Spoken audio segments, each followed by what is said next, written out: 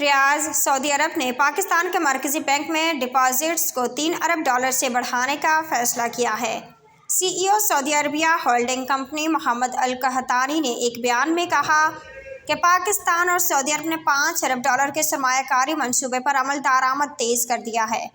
وزیر اعظم پاکستان کے دورہ سعودی عرب اور ولی عہد سے ملاقات میں اہم پیش رفت ہوئی ہے اور پاکستان اور سعودی عرب نے $5 ارب کے سرمایہ کاری منصوبے پر عمل درآمد تیز کرنے پر اتفاق کیا ہے۔ محمد القحطانی نے کہا کہ سعودی عرب پاکستان کے مرکزی بینک میں ڈپازٹس $3 ارب سے بڑھا کر $5 ارب کرے گا۔ سعودی عرب آئل ریفائنری اور تانبے کے کانوں میں سرمایہ کاری کرے گا۔ سعودی عرب کے یہ اقدامات گزشتہ طے پائے وسیع سمجھوتے کا حصہ ہیں۔ محمد القحطانی کا کہنا تھا کہ سعودی عرب پاکستان میں $21 ارب سرمایہ کاری کے لیے بات چیت کر رہا ہے۔